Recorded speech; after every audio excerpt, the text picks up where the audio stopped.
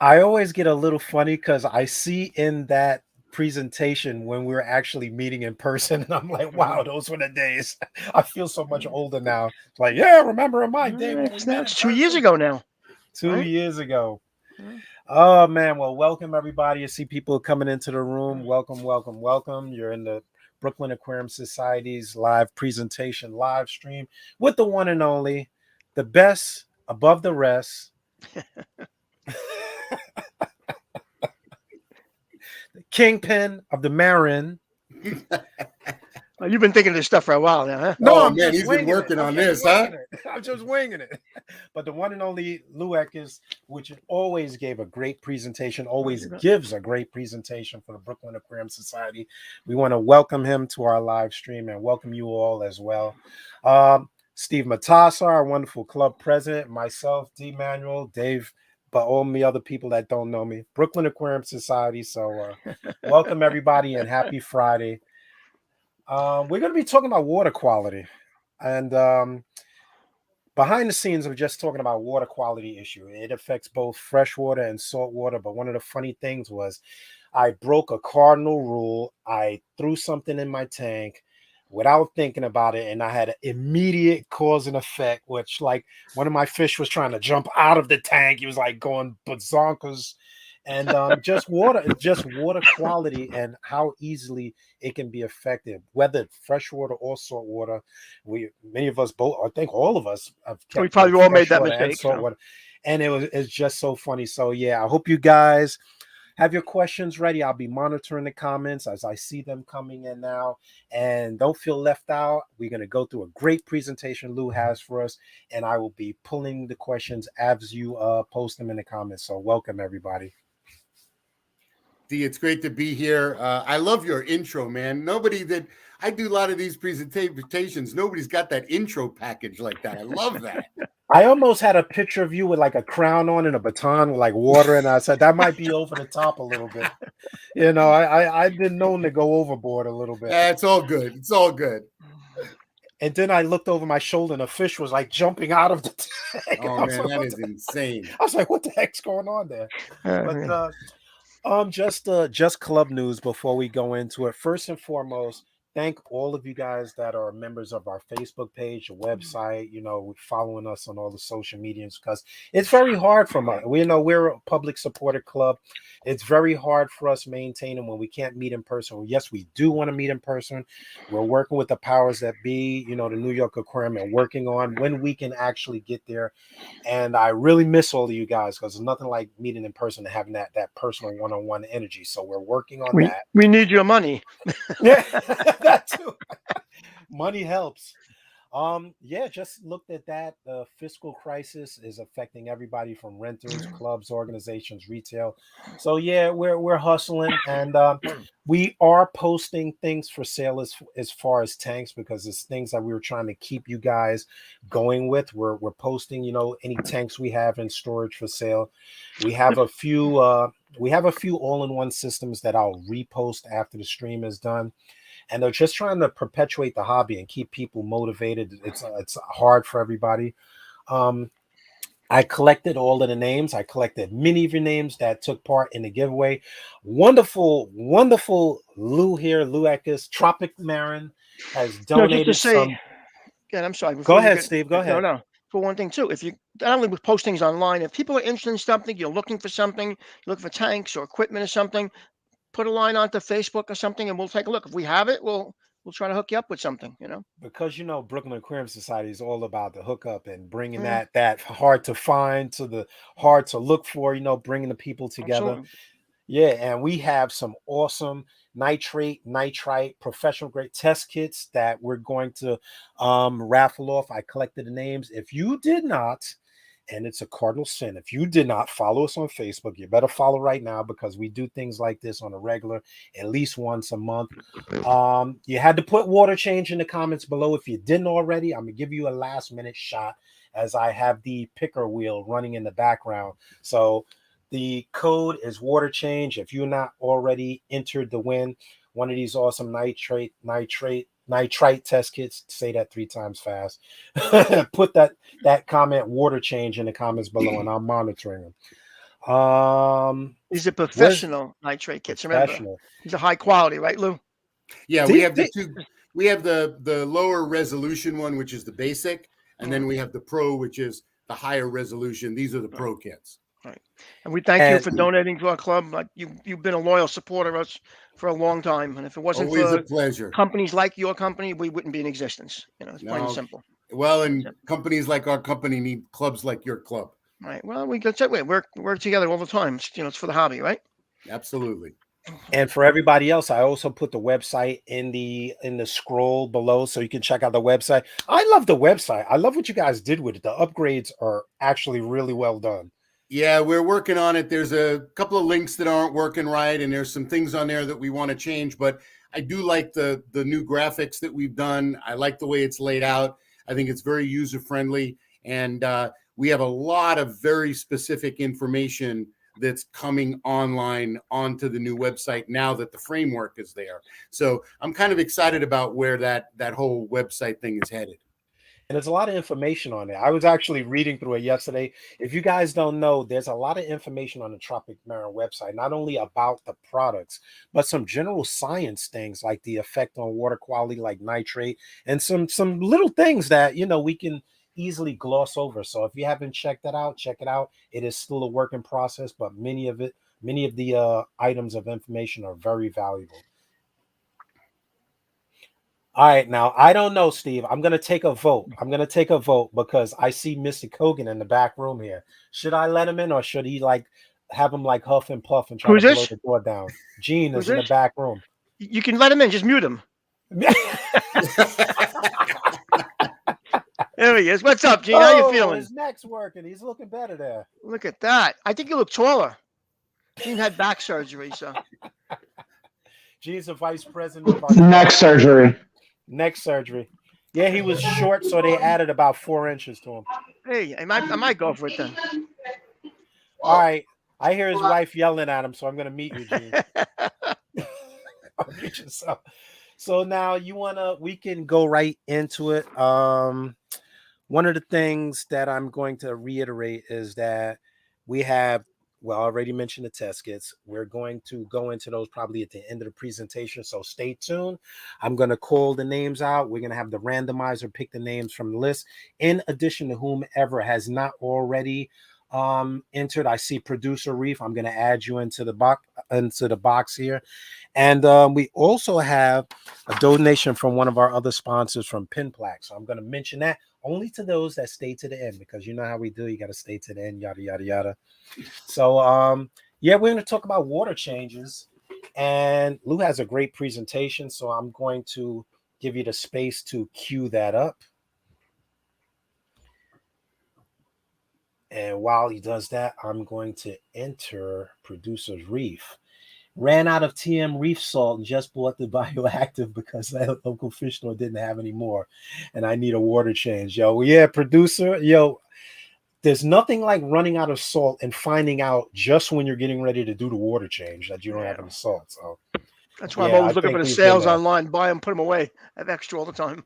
We're going to talk about the Tropic Marin reef salt too, because I've been testing a lot of the reef salts that we think have the products, or rather the elements in them, don't. So that's going to be one of the items of discussion, and that also affects what we dose into the tank.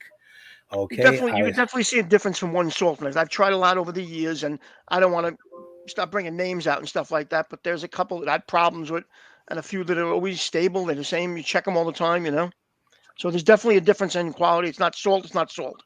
Yeah, but I'm sure that's another question that we got not too long ago. They asked about the Tropic Marin salt, so I'm going to let Luke do his presentation. Sure. And if you guys have any questions, post them in the comments. I'm going to cue this up, and you can start whenever you're ready. Just start out, give us a little background about yourself. I feel like I'm interviewing, like I'm like Vanna White or somebody. Normally, if I'd be giving background of myself, I have me on the screen, but this StreamYard is new to me, so I'm just kind of learning how to use it. That's all right. You're on the screen. We can see you. I can Okay, make great. you mainstream there for a while. All right, awesome. So I also had some surgery yesterday on my hand, so I'm working one-handed here tonight. I've been the CEO of Tropic Marin USA for a little over 22 years. Wow. I got into the hobby. I got addicted, just like all of us do. I had a huge system, and that's how I ended up meeting up with these the Tropic Marin people. And I ended up making I don't know, you could call it a mistake, you could call it a great thing, but I made that move of making my hobby my career. And sometimes that's a good thing, sometimes it's not so great. I don't keep a reef tank anymore because I travel so much now. But I do have I've got a 150-gallon cichlid tank. I've got a mangrove tank that we play with, so I always keep my hands wet. But I love the company. And the reason I went with this company and got on board with them is because I like the science behind their products. They really are careful about their science. The company has been around forever. Tropic Marin goes way back, over 55, almost 60 years. There's a lot of debate whether it was Instant Ocean or Tropic Marin first, but those were the first two companies that made sea salt in the lab. You'll notice that I never use the term synthetic sea salt because I hate that term, because it's not synthetic. It's man-made, but it's not synthetic. We don't make sodium chloride. We don't make magnesium sulfate. We assemble those components in the lab. And one of the advantages of doing it in a lab is that you can do it a lot cleaner, because in the lab you can buy raw materials like we do that are pharmaceutical grade, that are very pure and very clean. Now, enough about Tropic Marin. I don't want to make this a Tropic Marin thing. I really want to talk tonight about water changes and about additives. We're going to talk in general about these things, but this is really where it all kind of starts. And if you can understand the basics of what does it mean, what does a water change do, why might you want to do it or might you not want to do it, what are the advantages of doing them, what are the disadvantages of doing them, what are the advantages of not doing them or disadvantages of not doing them. We're going to keep it really basic tonight. And I've got some of your questions here. I'm also going to answer any questions that you have after we get done. Deal, queue them up for me, and we'll just get answers to all of your questions. I'm going to cover a little bit more about water changes than I am about additives, because seriously, I could talk about additives for days. You don't want me to go into all the detail that I could go into on additives, but I am going to touch on the major additives and kind of what you want to look at. So that's just kind of an overview of where we're going. So if you're good, B, we're going to go ahead and get into this. I gotcha. Water changes are one of the most basic things that you're going to be doing in a saltwater tank or a freshwater tank. It's always good to know the basics. You're going to maintain your system differently depending on how that system is set up. I mean, if you've got a system like this guy here, you're going to maintain this system. Your maintenance program on this system is going to be very different than the maintenance program that you would have on this little nano cube here. So you really have to decide. It's your choice to decide how you're going to maintain your system. And that choice is going to be dependent upon what the system tells you. I'm a big proponent of letting the system tell you what it needs. All right. So let's talk about the big elephant in the room, water changes. Do we even need to do them? Are they necessary? Is it something that you absolutely have to do? Do you know people that run a successful tank without water changes? Absolutely. So is it really necessary? Well, there's three main reasons that you're going to consider doing a water change. And there are others, but I'm going to focus on these. I'm going to go through these three main ones. The first one is nutrient export. The second one is using the water changes to replenish important stuff that got diminished in the tank. And the last thing is a water change is one of your best Band-Aids, one of your best tourniquets to stop the bleeding when you've got some kind of critical situation going on in your system. So we're going to talk about these one at a time. So first, we're going to talk about nutrient export. Nutrient export is important whether you've got a freshwater or a saltwater tank. You're going to have to get rid of the nutrients. And here's why. Aquariums are cyclical animals. There's all kinds of cycles in the aquarium. And again, you're going to figure out what your best way is to deal with these different cycles. So let's look at one of the really important cycles. And by the way, I threw this slide in there because we have the ability these days to look at the chemistry in the water and look at the cycles much more specifically than we did when I got into this 20 years ago. Nowadays, with ICP testing, you can send in a sample of water and you can see where your tank parameters are, and you can look at what do the tank parameters look like when the tank looks good, and when the tank is bad, what does the tank parameters look like, and how do I compare those two? Maybe I can find the difference. We can look at those parameters so much more specifically than we could 20 years ago that it makes the job actually much easier, as long as you don't get caught in the trap of chasing numbers, because that's the one thing that looking at these very, very minute concentrations can get you concerned about, whether your pH is 8.25 or 8.28, which you really shouldn't care at all. So here's one of the cycles that's really important for us to look at. You're going to feed your fish or your corals or whatever it is that you have as livestock in your aquarium. They're going to produce waste, and the waste is going to foul your tank. Now, granted, this is a really bad one, but this is how it can get if you don't do any type of nutrient export. You've got to get rid of the stuff that is given off from the fact that your fish are eating and pooping and peeing in that tank. Now, algae loves some of those nutrients. And in fact, algae is a great way to export those nutrients. But you don't want your tank to overgrow algae like this because now you can't see anything else in your tank. But it is doing nutrient export. So here's your cycle. You're feeding the fish are eating, they're pooping and peeing and creating a bunch of all kinds of waste products, and the plant matter, the algae, can remove a lot of it.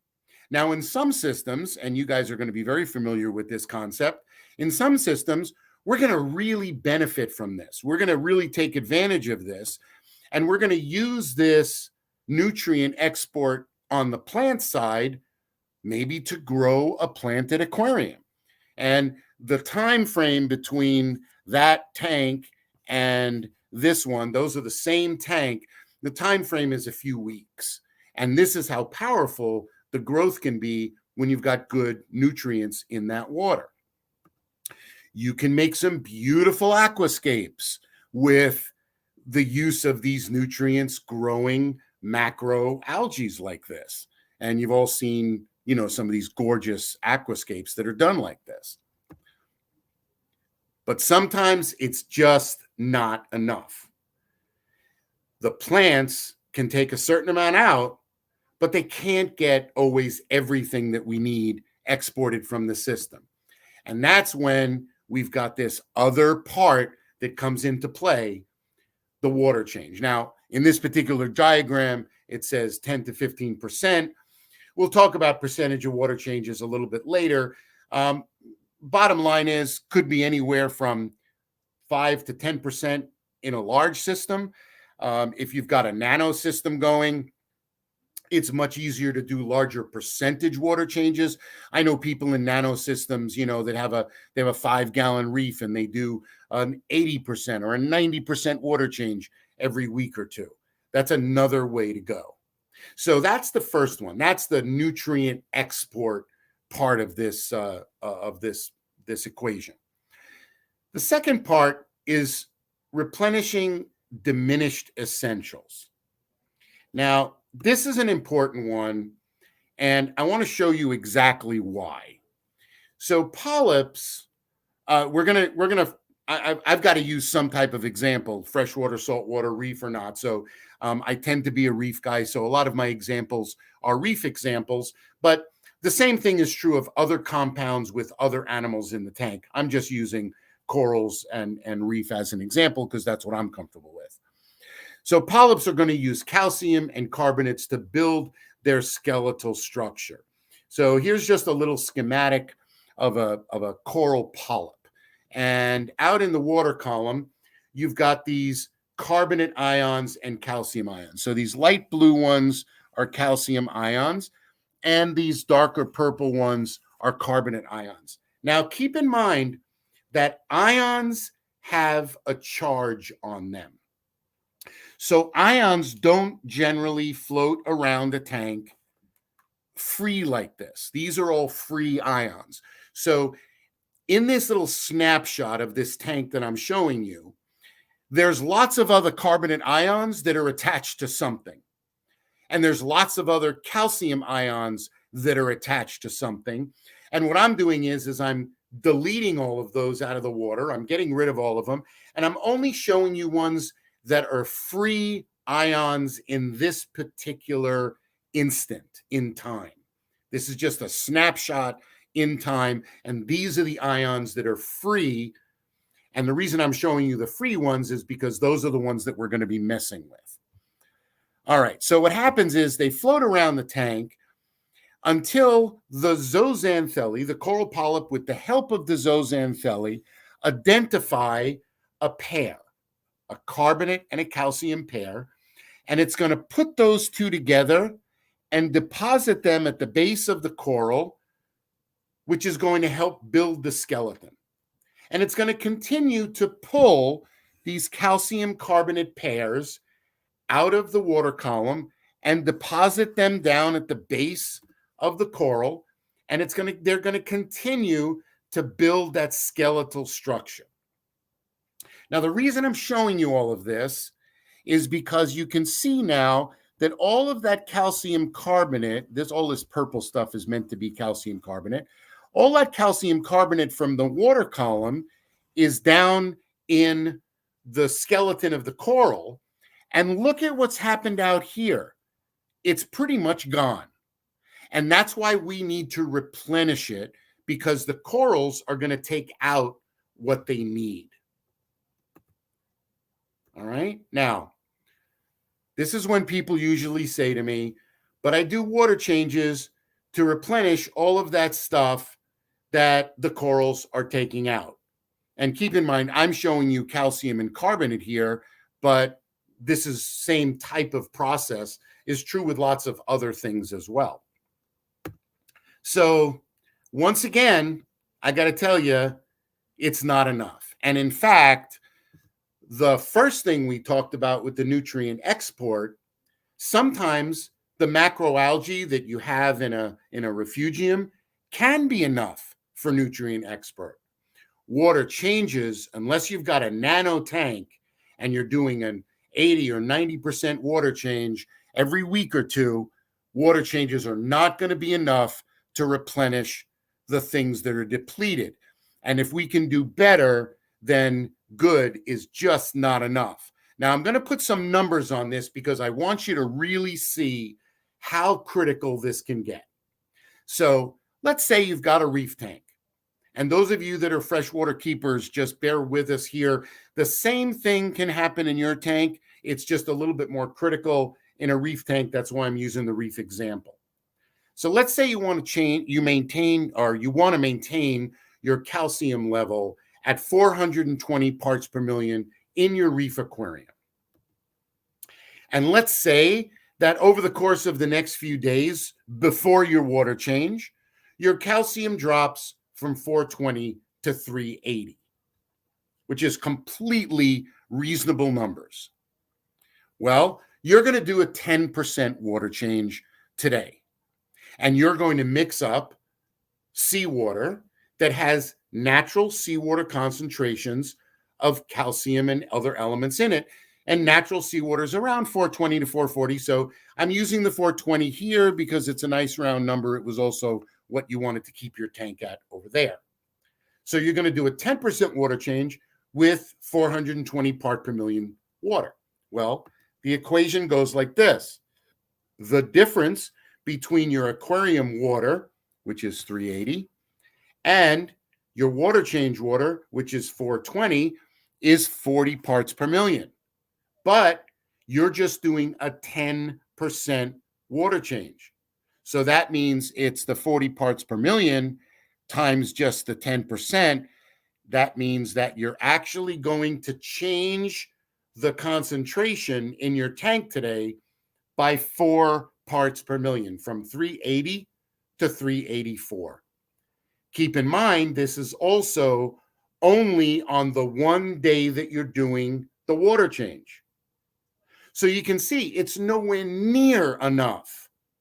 And this is true in a reef tank of magnesium and potassium and all iodine, all the other things that we want to maintain.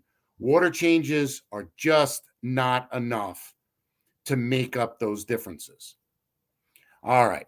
Now we're down to the third thing that water changes are good for. They're good as a first line of defense in some critical situation. You notice there's a problem, and you see it in your aquarium. D put a plant in his aquarium tonight, and he noticed that there was a problem. Now with corals, once that problem shows up and things start to look bad, it may already be too late to save those corals. When your corals are showing you that there's a problem, the thing that really annoyed them probably happened a week or two ago. Now with Dee's tank, it's an immediate reaction because it's a vertebrate, it's a fish. Something about that plant that was put in he didn't like, and it reacted immediately. But with corals, the reaction can be quite delayed. So by the time you see the coral is in trouble, it is probably too late to totally fix it. But of course, you're going to want to try. You're going to look back and you're going to try to figure out what happened.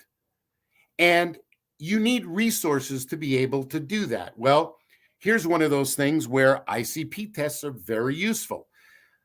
But your ICP test is only useful when your tank is going down as a comparison to what the tank was when the tank was in good shape. So you want to take a few ICP tests when the tank is doing really well. So then when something happens in the tank, you can look back now at this ICP test that you just did and the ICP test results when the tank was doing well, and figure out what happened in that tank. Now, let me show you the kind of thing that can be influenced, the kind of thing that can happen. So I'm going to go back to that calcium and carbonate skeleton again that the corals build. Now, in a perfect world, the way it works is this. Here's those carbonate and those calcium ions again. And what happens is the calcium ions will bond to the carbonate, making calcium carbonate. You've all heard that term. So this is calcium carbonate.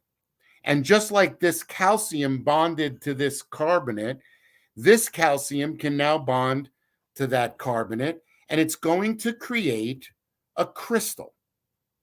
It's a very, very clean crystal formation where all the calcium bonds to the carbonates and the carbonates bond to the calcium, and you end up with this very, very efficient, beautifully put together crystalline structure. And once again, just like we saw when we were looking at the coral polyp, notice that all of the calcium and the carbonate ions are in here, and now they're gone in the water column, so we need to add them.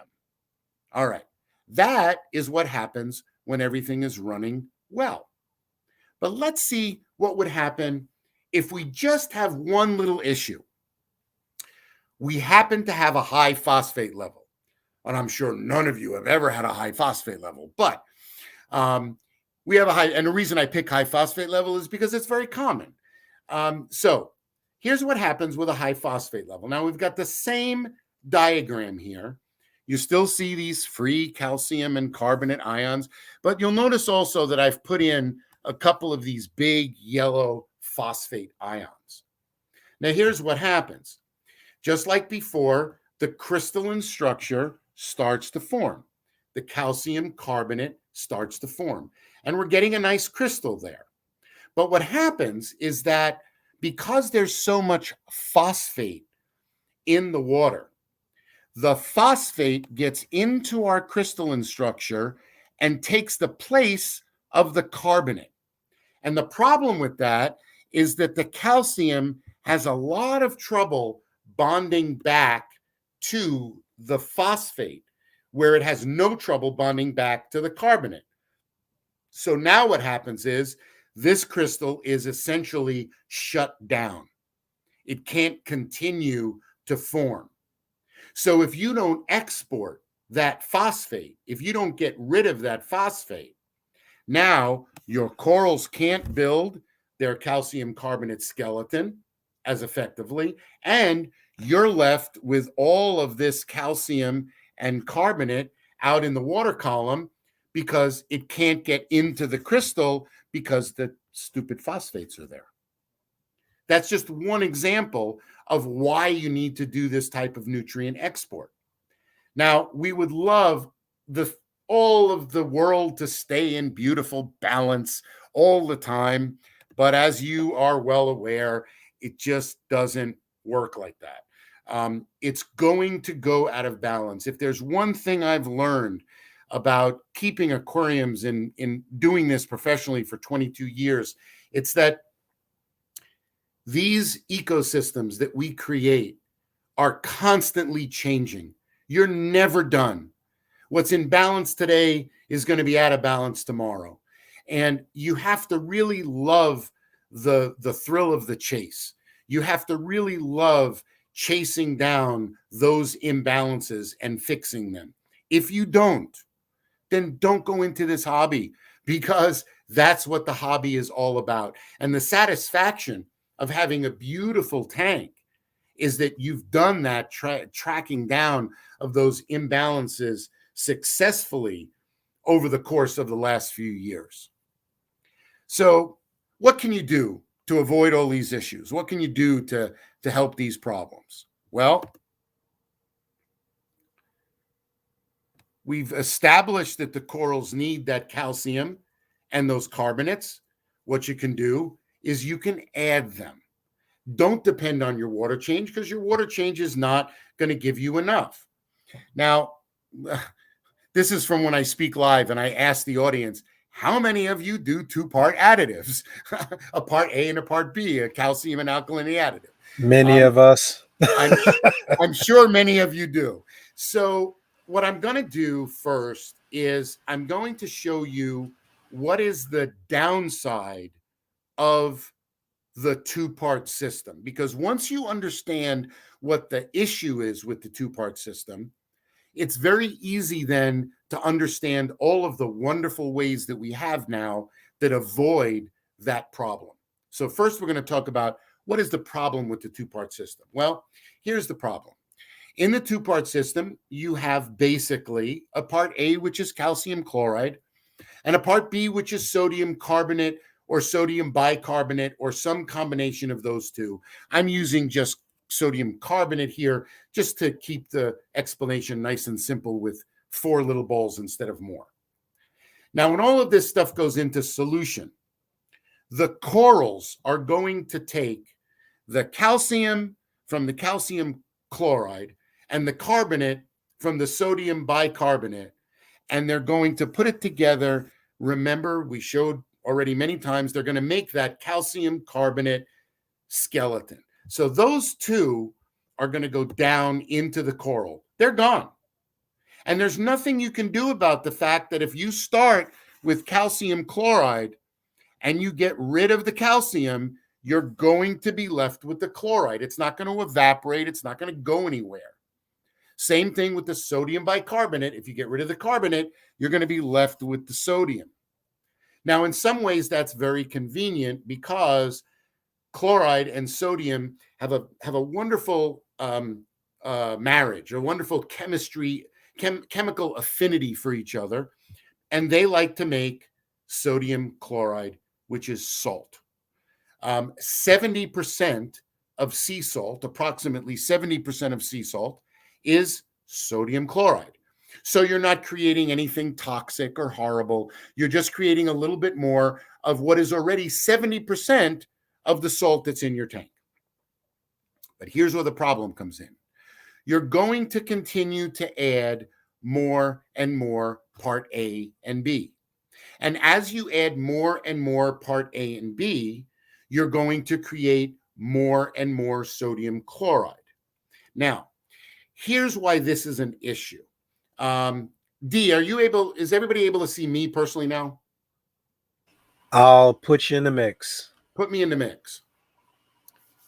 Yep, there you go. All right. So even though I had hand surgery yesterday, the only way I can explain this is with my hands. So I'm going to use my hands here.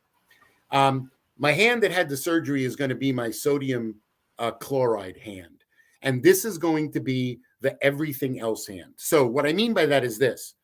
When you do the salinity, when you check the salinity in your tank or your specific gravity, you're basically checking how much stuff is floating around in the water that's not water. 70% of what's floating around in the water that's not water is sodium chloride. 30% is other stuff. Now, what's in that other stuff? Well, the vast majority of the other stuff is magnesium.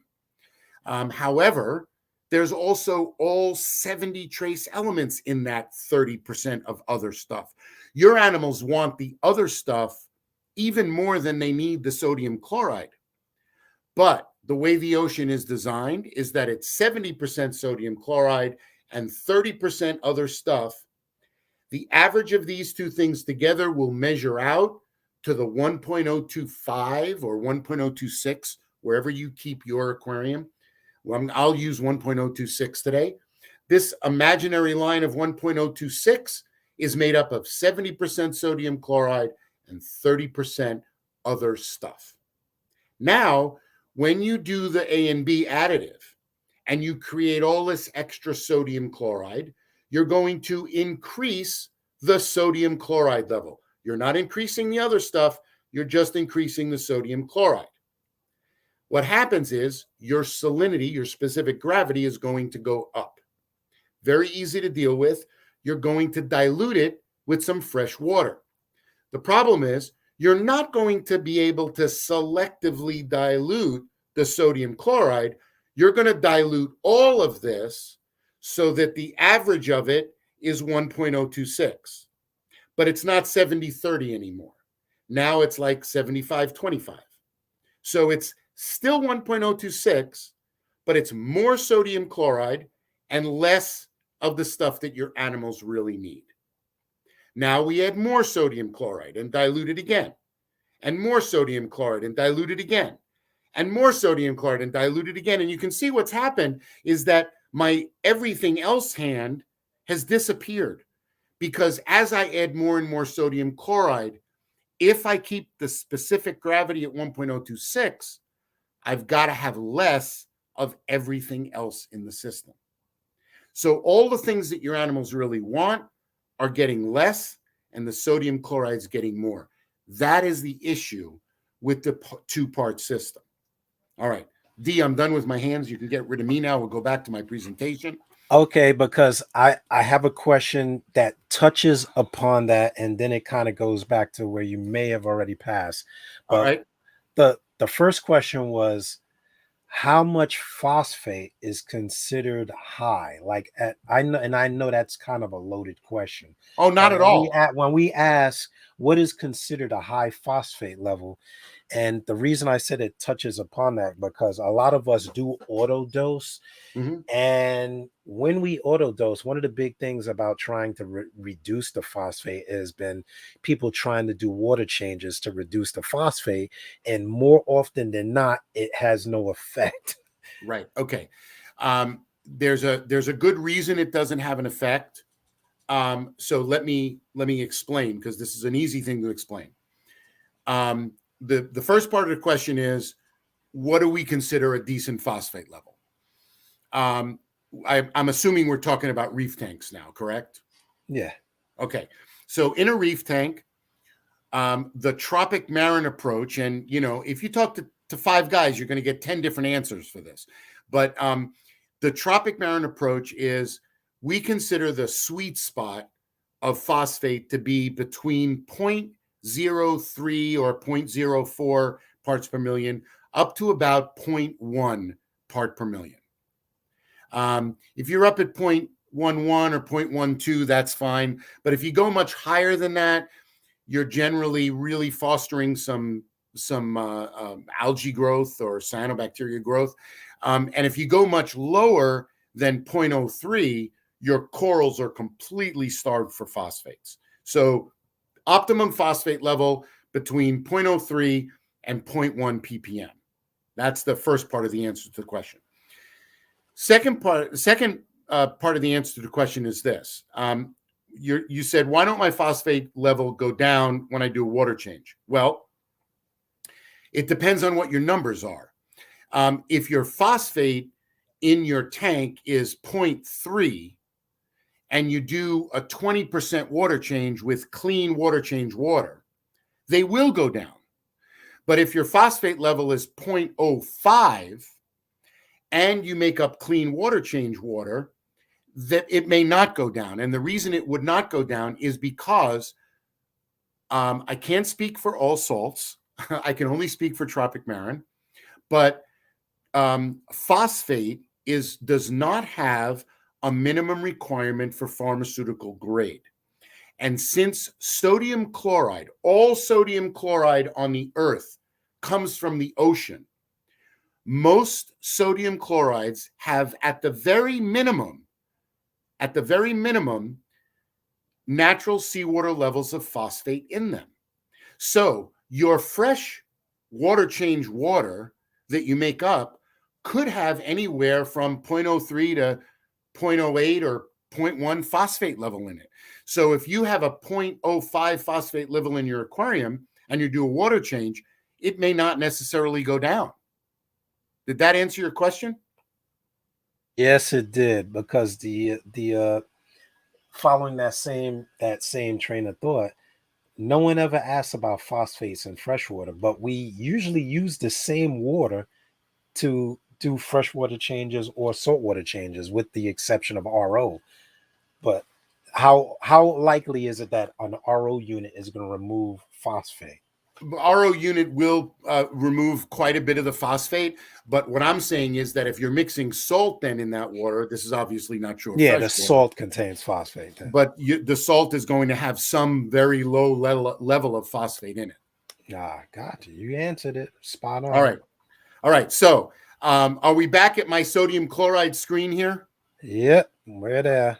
All right. So now we're going to move on from here. So now we know the downside of this of the two-part method. And there's lots of different ways around this. There's lots of different ways to have success in doing this without running into this problem. One of the ways is with the balling method. And I'm going to just briefly explain what the balling method is, because once you understand the problem with the two-part, it's very easy to understand how the balling method works.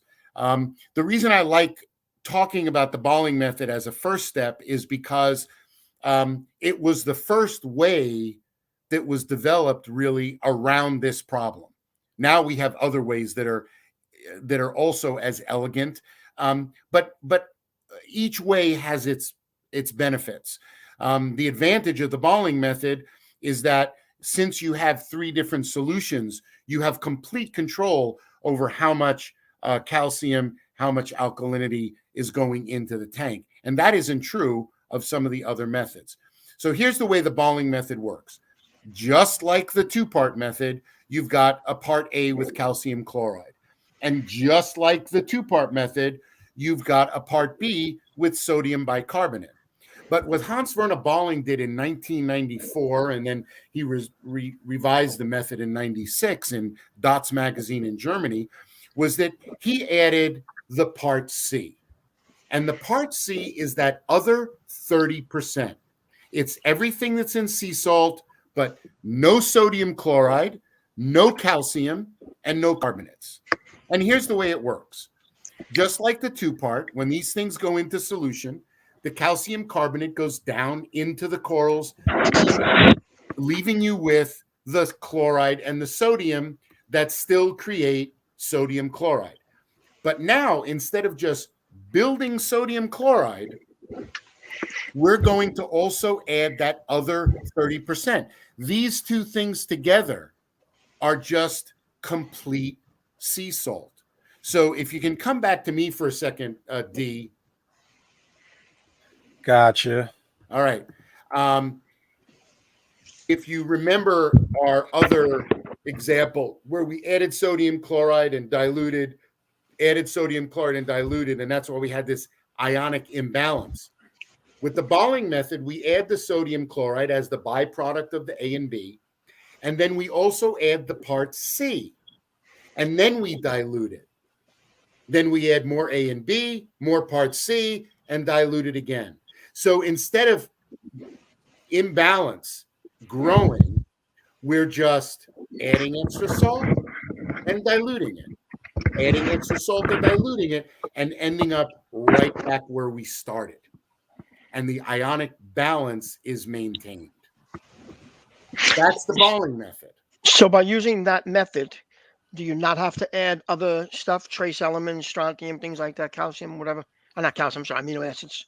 Well, this is one of the really, this is what you're asking is the most misunderstood part of the balling method. Mm-hmm. The part C contains magnesium and all 70 trace elements.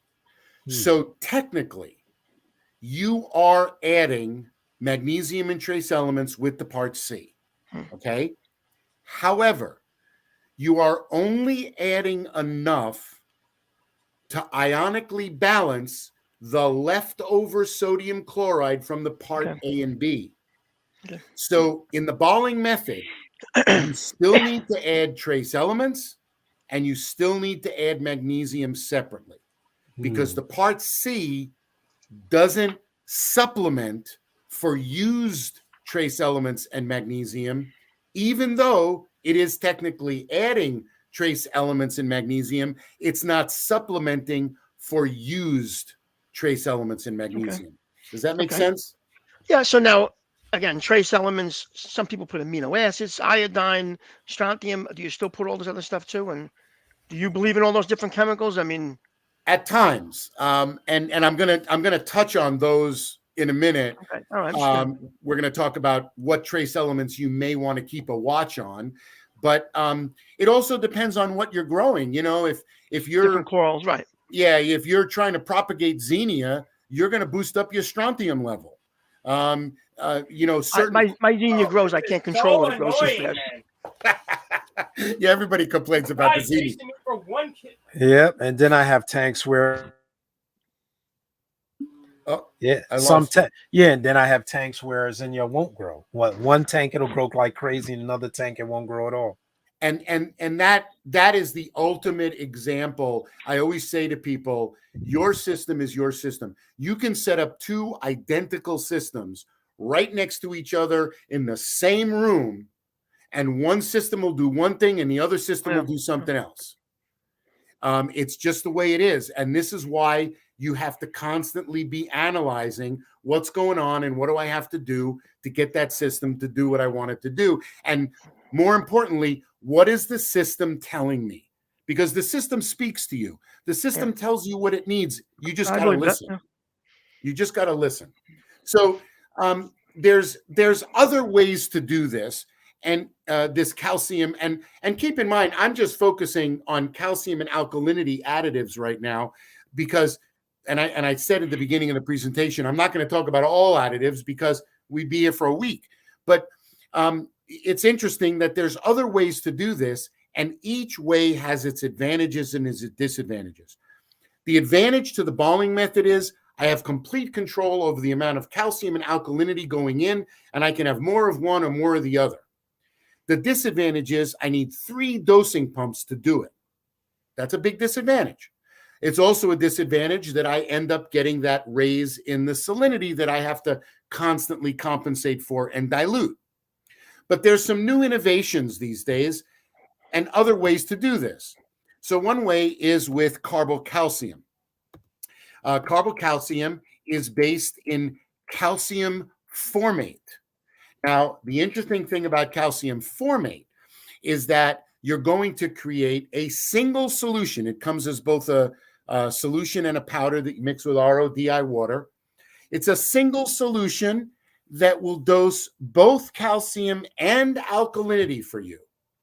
It's very, very concentrated. You're only going to use about 5 mLs per 26 gallons per day. There's no ionic imbalance created.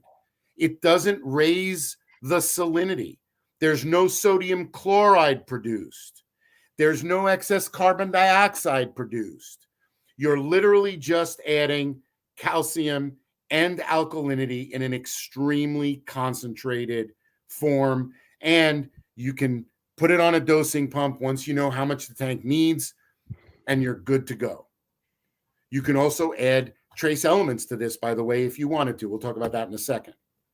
Now, once we figured out, by the way, how we could put both calcium and alkalinity in a single solution with carbocalcium, then we realized we could also add trace elements and magnesium to that same solution, so that now you have one solution with your complete mineral supply: calcium, alkalinity, all the trace elements, and magnesium, all in one solution. So then the question is, well, this seems like almost too easy. What's the disadvantage? As I told you, every system of doing this has its advantages and its disadvantages. The advantage of the balling method is I've got complete control over the ratio of calcium to alkalinity going in.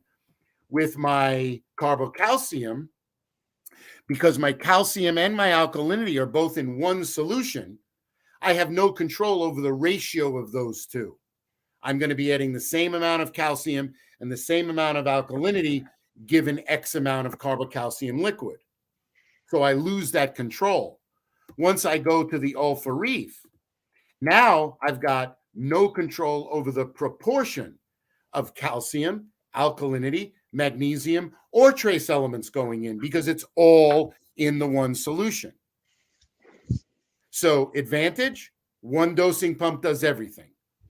Disadvantage, I may need another product to tweak one of the parameters because I lose the control of the ratio of which of those things go in. Right. You may have a high magnesium already and a low calcium, or vice versa, and you don't need to be putting them exactly right. Exactly.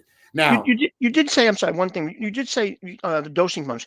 I mean, I've always used to be ionic, the 2-part, and I've just poured them in my sump. Is that a bad thing, or that it should be dosed in slowly, or? No. You can do exactly what you're doing, but the B ionic does not have all of the trace elements. No. I understand it, but like the other one, you were saying you need 3 dosing pumps. You don't need. You can pour them in one at a time into your sump or something, right? Right. You can dose the 3 solutions of the balling method manually. Okay. I just mentioned dosing pumps because, right. Automated. Yeah. Yeah. We could word it a different way. We could say the disadvantage of the balling method is that you have 3 solutions that you either have to put on dosing pumps or 3 solutions that you have to dose manually. Either way, it's a pain. It's a little bit of a pain. I understand. Yeah. But you have complete control over the percentages, which is nice.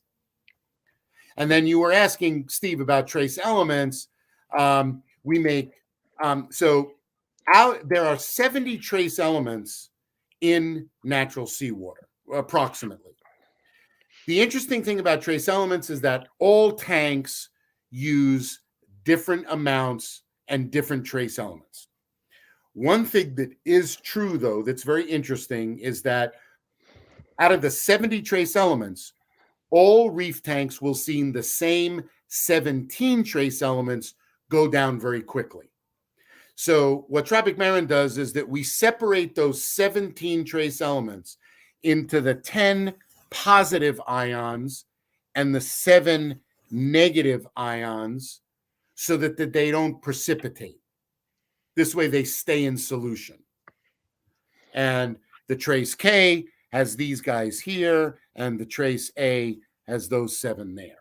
And you can add the trace A and the trace K to the carbocalcium so that you get a single solution that does alkalinity and calcium and trace elements, and then do your magnesium separately. That's actually the way I prefer to do a larger system. All right. Now let's look at other things that you may want to be looking at as well. So magnesium is definitely one of those things that you also want to look at, in addition to calcium and alkalinity. The reason being that the only calcium that is biologically available to your corals is the calcium that is in a 1-to-3 ratio with magnesium. So if you have, for instance, a calcium level of 500, but your magnesium level has dropped to 900, then only 300 ppm of your 500 ppm calcium are really being seen by your corals. Natural seawater is approximately 1-to-3, about 420 to 440 parts per million of calcium, and about 1,290 to 1,300 parts per million of magnesium. So very close to 1-to-3. So magnesium is an important one. It's also a very weird one because I see a lot of tanks that don't use any magnesium, and then for years, and then all of a sudden they start using tons of magnesium, and then a few months later they go back to using almost no magnesium. And frankly, I have no scientific explanation for why that happens. I just have seen it. I have just seen it happen many, many times. Now, other things that you may want to think about kind of keeping an eye on, and these are hard things to keep an eye on, but with ICP testing, you can. You're going to want to keep an eye on your potassium level. You'd like that to be around 400 ppm. Potassium is extremely important to certain enzymatic activities in the corals. So potassium can be an important one. You're going to want to keep an eye on your iodine level. Iodine is almost always going to test low. I'll say it again.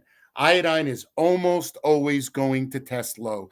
It is taken up so quickly in an aquarium that you do a water change today with water that has 120 micrograms of iodine in it, and tomorrow it's down to 20 micrograms. Iodine's taken up very quickly. You just want to make sure that you're keeping an eye on the iodine. If there is an issue in the tank and you're always showing 0 iodine, you may need more iodine in the system. Strontium is another one. Very, very low concentration, about 8 parts per million, but another one that you may want to keep an eye on. Very important in the skeletal structures of the corals. And also manganese. Manganese is a little bit like iodine and iron, where it gets taken up so quickly and it's in such small quantities, about 0.16 parts per billion, that it's very, very tough to keep an eye on it. But it's something that you want to maybe think about if you're having any issues in the tank that you may want to address. You might want to think about amino acids as an additive at some point. I'm not going to go into great detail with those tonight because that's kind of that's a whole other subject. Carbon dosing, also a whole other subject that is really important and extremely beneficial, but you may want to think about whether you want to be doing that or not. At the end of the day, you want to make your life easy. There's an easy way to do things, and there's a hard way to do things. And getting set up so that water changes are easy is one of the best things that you can do, because it's going to be one of the resources that you're going to go to time and time again. Getting set up to do water changes easily can be as complicated and sophisticated or as basic as you like. But the bottom line is could literally be a couple of buckets. But the idea is to get yourself set up so that you can do water changes easily. Get yourself set up so water changes can be fun, so that it's not the worst thing in the world. So you're not dreading the water change, because the water change is going to help your tank most of the time. And if it's not helping, it may be getting you out of trouble. Now, you want to be able to do it so that you can do your water changes all the time. Those of you that are older in the group may actually get this reference. All right. Now, I want to put a stop on water changes for 1 second, because there is one instance where you absolutely do not want to do a water change. And that is when your tank is crashing. This is when you are most apt to want to do your water change. And it's when you have to absolutely stop and do some testing before you do your water change. And here's why. Ammonia is going to exist in your tank as either ammonium, which is NH4, or ammonia, which is NH3. NH4 is not very toxic. And it's going to, the bulk of the ammonia is going to exist as ammonium if your pH is low or your temperature is low, or both. As the pH goes up, that ammonium is going to be converted to extremely toxic ammonia. Now, here's what sometimes happens in tanks, and this happens in both freshwater and in saltwater tanks, but it's really dangerous in saltwater tanks because we're usually running at this higher pH where all of our ammonia is, we're keeping our ammonia very low. Because if we have too much ammonia at the high pH, it's going to be very toxic. Well, when our tank crashes, that pH is going to tend to go down. And that ammonia is going to be converted to the less toxic ammonium. And if the tank is crashing, then something's wrong. A fish is dead and rotting, producing more ammonium. Now we've got a tank with a low pH, a lot of ammonium, and I'm freaking out. So I do a 50% water change. Well, my 50% water change gets rid of only 50% of my ammonium, but it puts in enough alkalinity to raise my pH.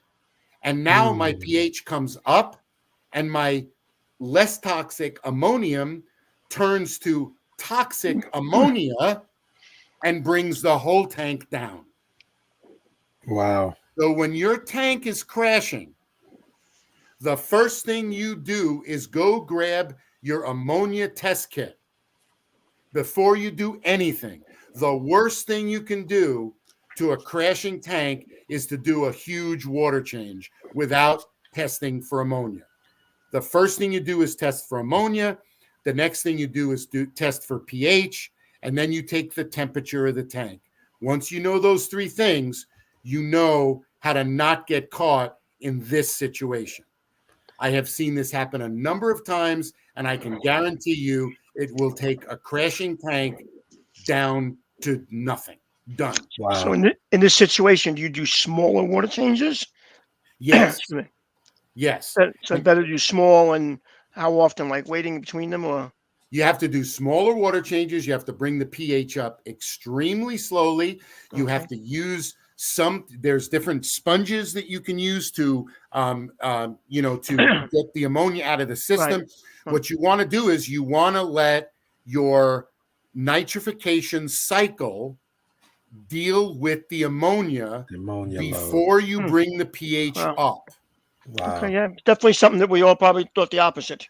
Oh, Exactly. that definitely brought it. Yeah, that definitely brought a lot of tanks down It's because it's why I mention it, because sometimes that you have to let that crashing tank run its nitrogen cycle to get rid of the ammonia. If you don't have ammonia, you're fine. Do your water change. But if your pH is low and you've got ammonia in the tank, you have to say, I'm going to have a drink. I'm going to go relax and let the nitrogen cycle run the ammonia to the nitrite to the nitrate and get rid of the ammonia before you go slamming that pH up. Everybody wants to correct the pH right away, and if you do that, the tank is absolutely going down. doomed. Wow. And I think that more often than not affects smaller tanks. Like the only deterrent in most big reef systems is that a big water change is more work. So you're more likely to throw chemicals at it.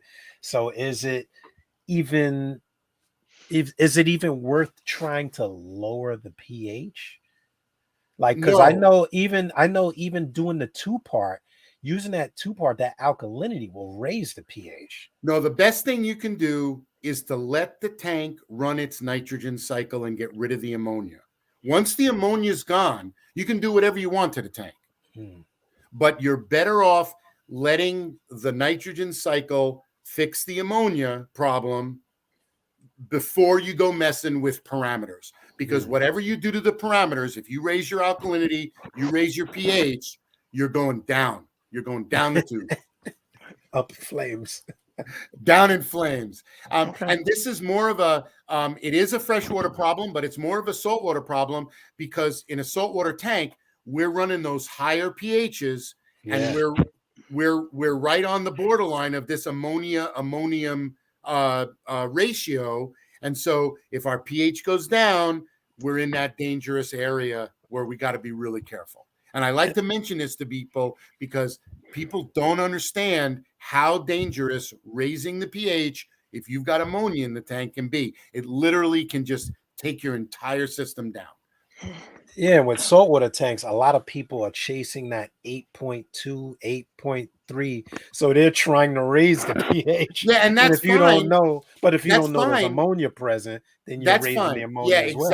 exactly. It's fine as long as you don't have the ammonia in there. If you've got ammonia in there and you're at 7.6 because the tank is in trouble, the worst thing you can do is raise it up to 8.4. You just killed your tank. Wow. All right. And that would be you would think right away the common sense thing to do is do water changes to get rid of it, Yeah, in salt water, like I said, the tank gets dirty, that pH drops right away. If there's a dead fish or piece of food. Yep, and there's a simple thing that you need to do. Test for ammonia. If there's no ammonia, you're fine. But if there's ammonia, go get some popcorn and let the tank do what it needs to do. Okay. All right. I've been keeping salt water for a long time, but you're always learning stuff, Yeah, you know what? And definitely. I learn stuff every day. Yeah, I would have said the same thing. I would have said the same thing right away. Do a big water change, Yep. No, that's as long as if there's no ammonia, that's what you do. But if there's an ammonia problem, don't do it. And very often when a tank is crashing, you got ammonia. Yeah. All right. Here's where I'm going to just kind of tie this whole thing about water changes up. I have an opinion of water changes that I can't back up scientifically, but I'm going to tell you what it is. When I did have a reef tank, I had reef tanks for years and years and years. I said I don't have one now because I travel too much. Not in the last 2 years, but in general, I travel too much.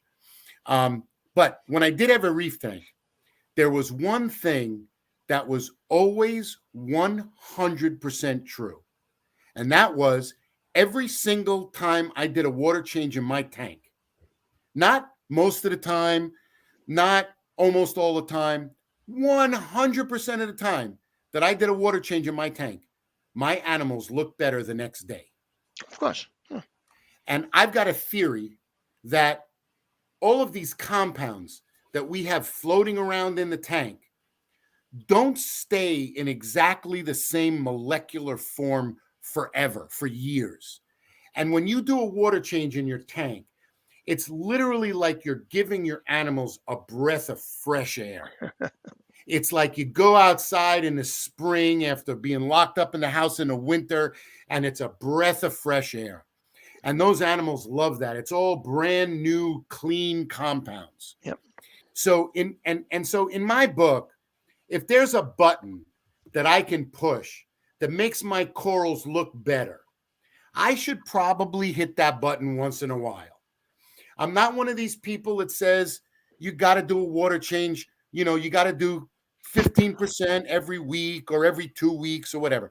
I don't care if you don't do a water change every month or every 2 months, but at some point, do a water change. Maybe it's once every 3 months, but when you do a water change, look at your animals the next day. You'll see they look better. And if you can, there is very little that we can do in our systems that always makes those animals look better the next day. And when you find something that's like that, I say you should do it once in a while. Of course, commenting on that, we have plenty of times members come into us and they'll go, I never do a water change in my tank. My tank's been up and running for 2 years. My tank looks great. And that same member will come into you one month. Why did my tank bomb out all of a sudden? Well, and also when you say your tank looks great, it does it. I mean, it can look better. Is it 9 on a scale of 1 to 10? Right. Or is it looking great at 6? Right. There's a difference between thriving and just surviving.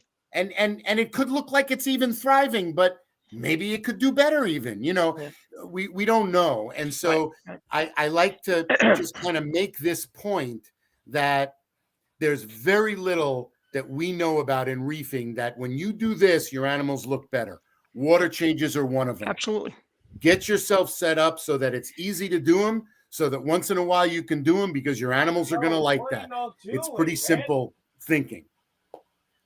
So I am done with my visual part of my presentation. D, I'm going to stop sharing. Okay. We know you didn't even get into the details of, like you said, of additives, of amino acids and stuff. So we're going to have you come back another time and talk about that. Oh, no, absolutely. I do want to run through these questions. Are we running too long or what? Do we need No, we could. Well, I'm enlightened because definitely the auto dosing thing is a big thing. And the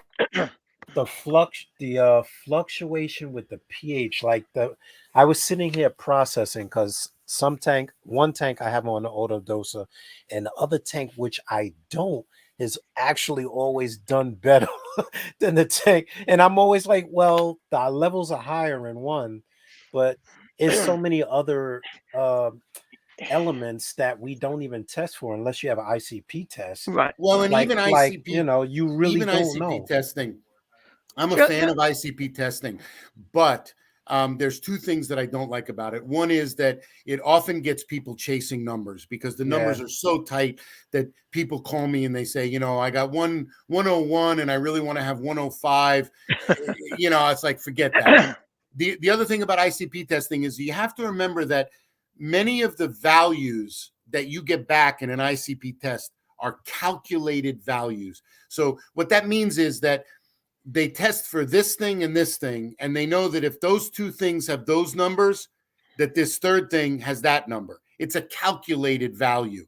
And so there's some artifacts in ICP testing. Right.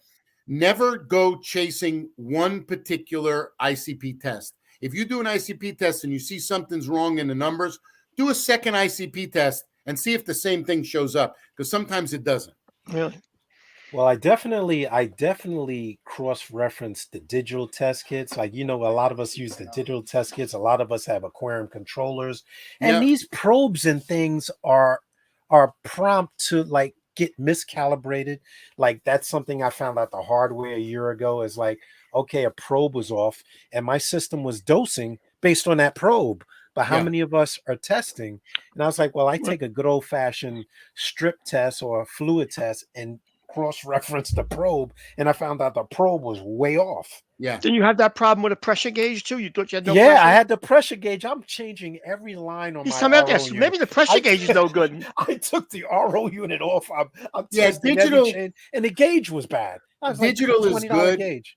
Digital is good because it's quick, it's easy, it's a no-brainer, but you do have to constantly calibrate and make sure that you're getting valid results.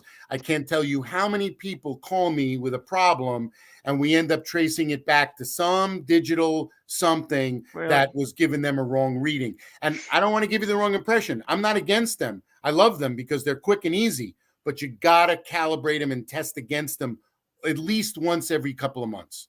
Right. At Oh, least. I had people laugh at me. I made video regarding those tests, and people laugh at me because I went out and I bought the 50 strip where you just Yeah. dip it and test it. And the only reason I did that is because I have like 13 tanks in here. But Yeah. if I have 3 tanks and they're all salt water and I go dip it, dip it, dip it, I started dipping the water that I buy the coral in, and what a difference. Yeah. I Because agree. you're more likely, the easier it is to do that little dip. Okay, the pH is higher, the pH is Yeah. lower. Yes. Then When I things are can go easier, with you'll the do it digital. more. Yeah, then Yeah. I can go with the digital and get down to a number. Okay, maybe that, whatever the case is. But to find out how different, even the store, if you bought a coral, you bought a jawbreaker or whatever coral, this coral costs you a lot of money, and you put in your tank and it just bombs out. And you're like, wow, everything else in the tank is doing great except Yeah. this. But then I tested the water in the bag that I got the coral from and said, oh, his levels were really low, and I'm throwing this coral into something where the levels are really high, and Yeah. it just bleach out, Absolutely. That's why acclimate slow. Yeah. Totally. Yeah. All right. So This is my same thing with filters. When a filter's hard or to clean or complicated, Yeah, you you won't don't do clean it it. as often. You won't When you do got, it. like, for instance, I got a wet dry where you literally just slide the door out, take the pad out, slide It's it. the You're best. going to do that often because it takes literally 20 seconds. yeah. But when you Best. have some kind of a canister, and I like canister filters, they polish the water great, but they're a pain in the neck to clean. Sometimes. All right. So I'm going to run through these questions, D, that you sent me. Yeah. First one is if I don't have any corals, do I need to add additives to my system? I would say not really, as long as you're keeping a good watch on your pH, your alkalinity, your nitrates. As long as those things are fine, fish only tank is a pretty much easier to maintain. You don't have to worry about the calcium level, the magnesium, and that kind of stuff as much. But definitely, you want to keep an eye at least on the alkalinity and the pH and the nitrates, because those things will get out of whack pretty easily in a fish only tank. Because also in a fish only tank, you're feeding more generally, and that helps those things get further out of whack. Next one is, if I use RO, do I need to treat my water with stress coat or chlorine remover? No, as long as your RO unit has a carbon chamber, it should be getting rid of all of the chloramines. Okay. There's really not a need for it as long as there's a carbon chamber. The RO membrane alone won't do it. You got to have a carbon chamber to get rid of the chlorines. Okay. Why is And I guess change them often enough too. Yeah, You exactly. got to change the carbon, right? I need to change mine. With that being said, yeah, you don't want to run it for too long. Why is Tropic Marin different from other salt mixes? Whoa, I could do a whole presentation for you on that. All right, March. I'll give you the March quick. presentation. I'll give you the quick answer. The quick answer is, the one that people mostly don't understand is that when you're paying a little bit more for a higher grade salt mix, you're actually paying for what's not in your salt mix, not what's in your salt mix. Everybody says, oh, they all have everything they need. They do basically have everything they need. The problem is they have also sometimes a lot of stuff that you don't need. Like phosphates. The Tropic Marin uses pharmaceutical grade raw materials, which means that these are raw materials that are certified to be a certain cleanliness and to not have contaminants in them, like silicates and other things that you don't want in there, heavy metals. And what you're paying for when you're buying a higher grade salt mix and paying a little bit extra money is you're paying for those high grade raw materials that make sure that you don't have those contaminants in the box. Yes, we have all 70 trace elements, and a lot of the salts don't have all 70 trace elements. Yes, we have an extremely tight quality control procedure because the history of Tropic Marin is actually in the human pharmaceutical business. And so our quality control is just like human pharmaceuticals. But other companies have good quality control too. The big thing that separates us is the quality of those raw materials. And if you have a problem in your salt and you call me with your batch number, I can tell you where every single component in that salt box that you have, where it came from, when it was mixed, who did the mixing, and everything else. So I think we're a little bit different from most other salt companies in that reference. Number 4, can I use reef salt mixes for cichlid-based systems? Great question. The answer is yes and no. Yes. Because I know a lot of fish are brackish. A lot of they migrate. Well, brackish is different. I'm assuming when they say cichlids, they're talking about Lake Malawi and Lake Tanganyika. Yeah. I'm assuming. If we're talking about South American cichlids, it's a little bit different.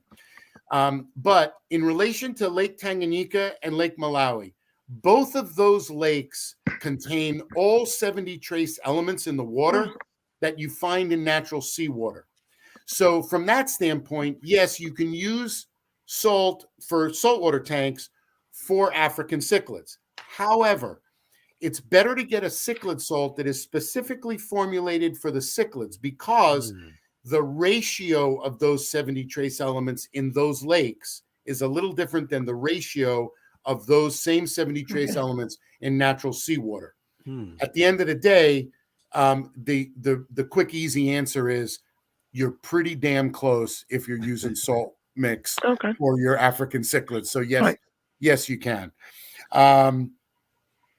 Does salt go bad? As long as it doesn't get moist, as long as it doesn't take on moisture.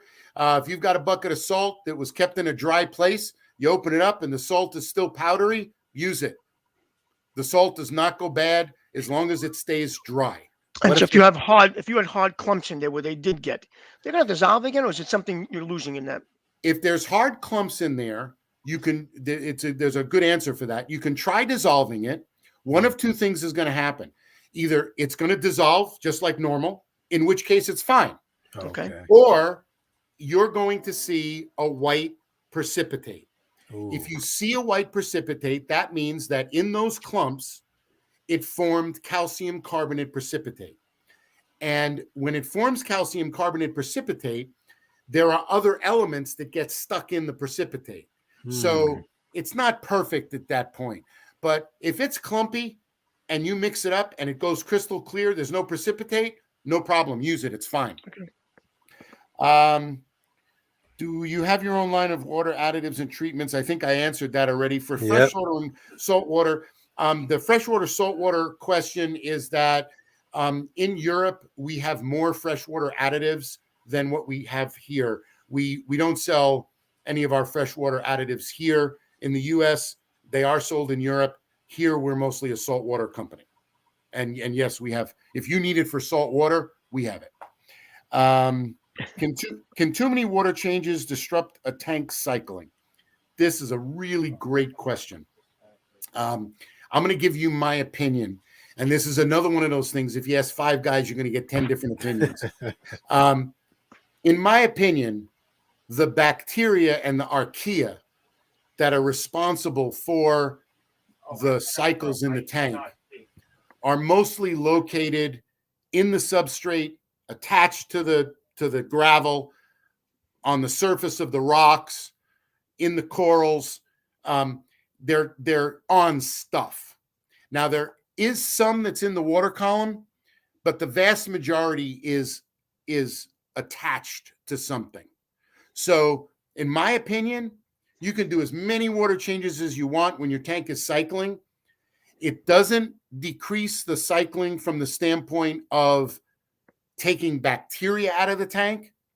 What it may do is, if you're taking all of the ammonia out of the tank, you're not allowing the archaea to metabolize the ammonia to nitrite and the nitrobacter to metabolize the nitrite to nitrate, because you've taken it out.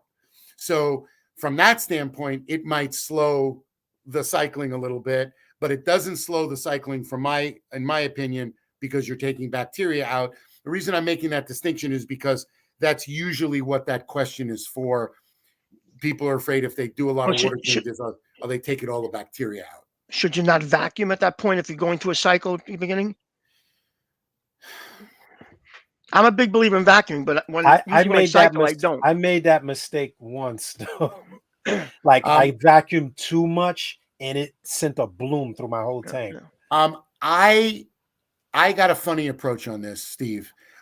My feeling is that the dirtier a tank is when it's cycling, the stronger the nitrification bed is. Okay. I had a tank once. I'm almost embarrassed to say this. I had a tank once. I couldn't get it to cycle. No matter what I did, I couldn't get it to cycle. I was throwing ammonia in. I was throwing all kinds of. I could not get this tank to cycle. I went to the fish market and I got a salmon carcass. I know the dead shrimp. We've done that with the dead head, shrimp. The head of a big salmon, the head with the spine and the tail. I threw the whole thing in there. The tank smelled like low tide for like I would have figured that one out. like 3 months. But it cycled really, really well. I'm sure. The whole house cycled. People like David said, use shrimp. Like they'll put shrimp, a piece of fish in there, and I'm always leery about doing that. I'm sort of old-fashioned, but today things are different. When I first started my first saltwater tank is back in the 70s, and it literally took 2 to 3 months to cycle with everything. Now today, between the live rock, the live sand, the last time I think I took less than a week to cycle my tank. Well, we've learned now. Like we know so much more. It's so different today. It's so different today. Yeah. But the waiting with that at the beginning years ago, that waiting before you could put fish in, like I said, months. It's crazy. Yeah. It's crazy. I mean, all we had was dead coral. We didn't really understand live rock. Right. Bleached white. Bleached coral. Bleached coral. I take them out of my tank and bleach them every few months. I wanted them nice and white. Oh man, we're dating ourselves, guys. So my opinion is the dirtier a tank is when it's cycling, the better. Then let's see. Can you use the same bacteria for fresh water and salt water? Basically, yes. But the answer to the question is, I'm assuming we're talking about nitrifying bacteria there. It's not all bacteria. It's also what they call archaea, which used to be classed as bacteria, but now it's not classed as bacteria anymore. The crazy thing about this is that you could literally go out to your garden. Man, I'm gonna get so many calls about this. What am I going to my garden for tomorrow now? I am gonna get so many calls about this. You could literally go out to your garden, take a tablespoon of soil from the garden and throw it in your tank, and you have introduced all the bacteria you need to cycle that tank. Okay, let me go get some dirt. Fresh or salt water? Salt water too, because it's archaea, which are all over, and the ones that are going to live in salt water better are going to thrive, and the nitrobacter.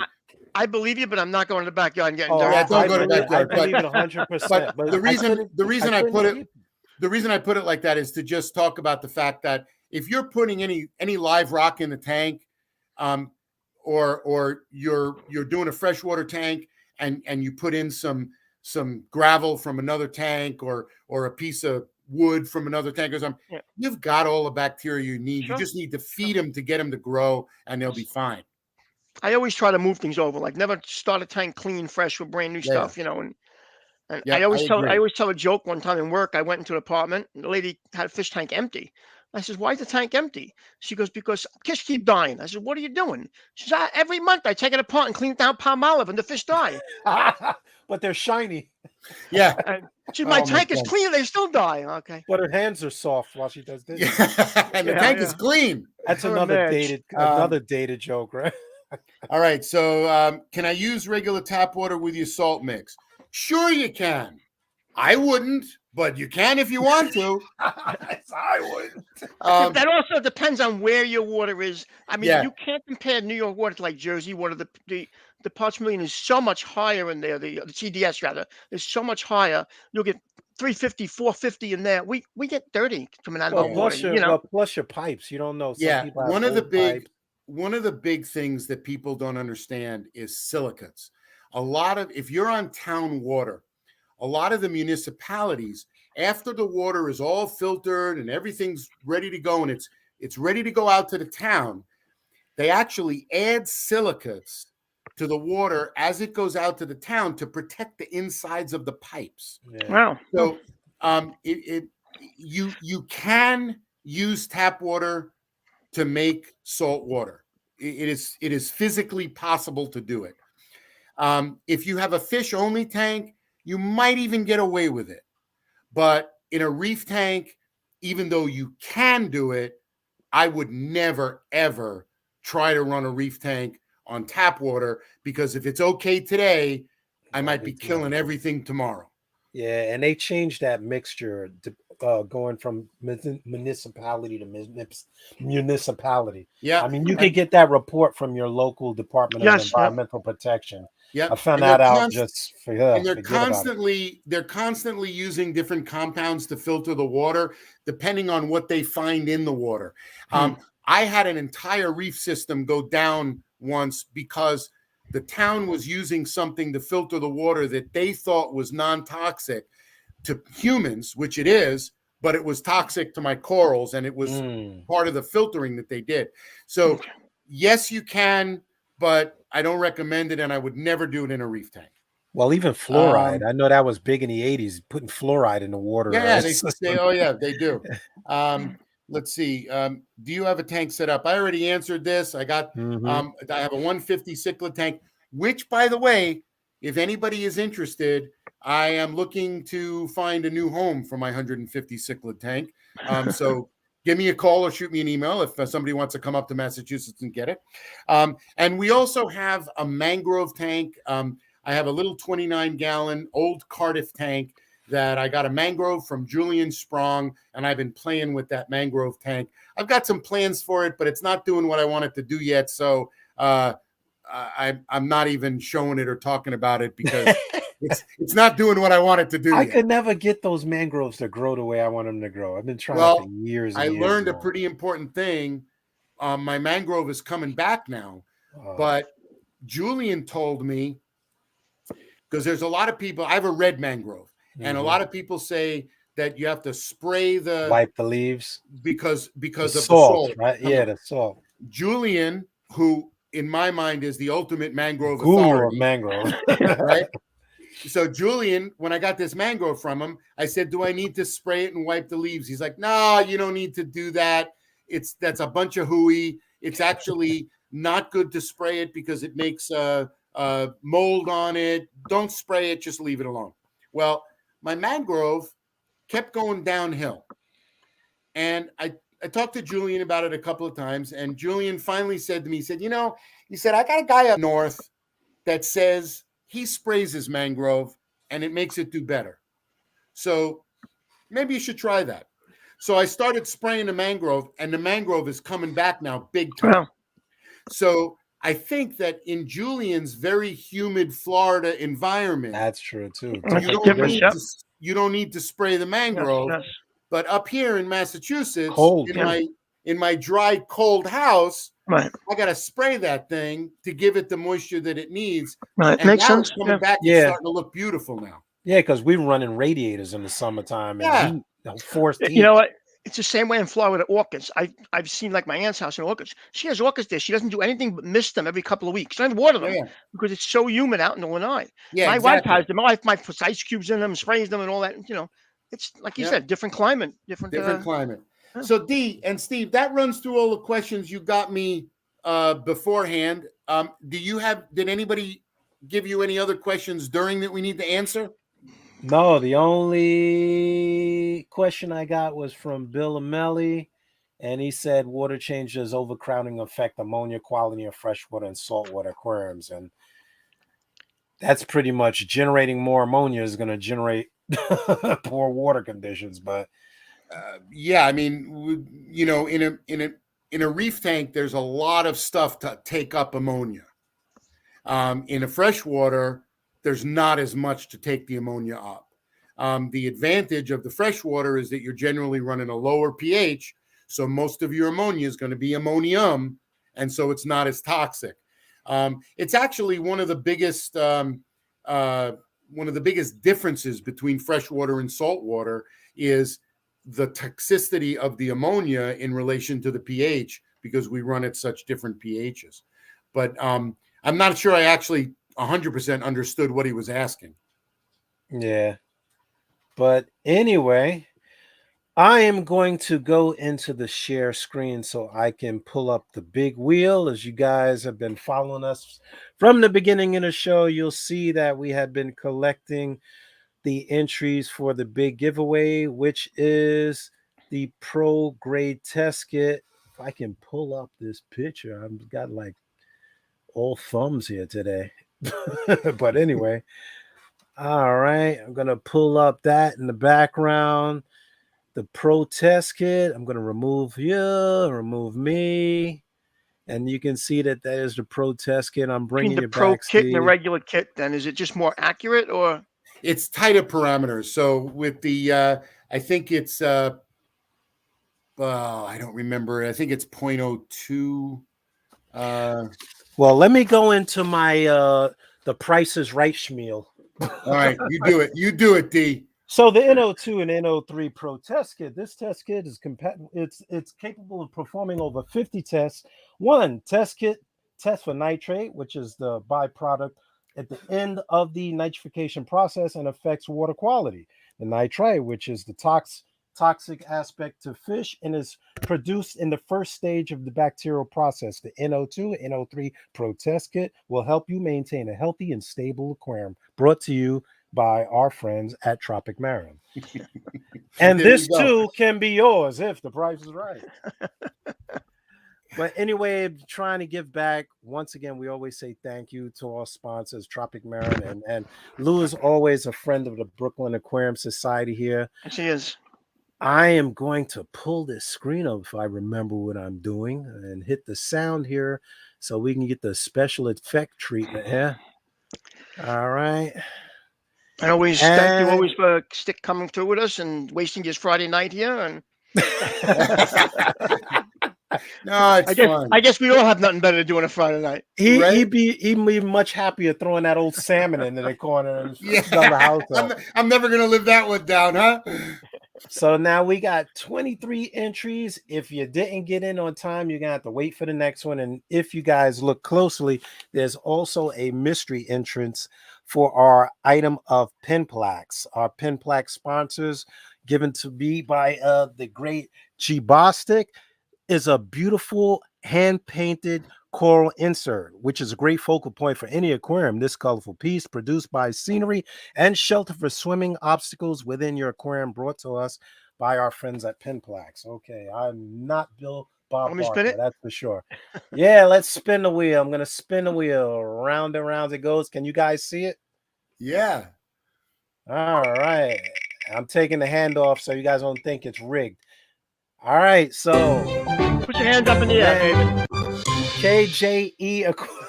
Put my hand up in the air. I got nothing up my sleeves yet. All right, so KJE Aquatics, you are winner of one. I'm gonna spin this a couple more times.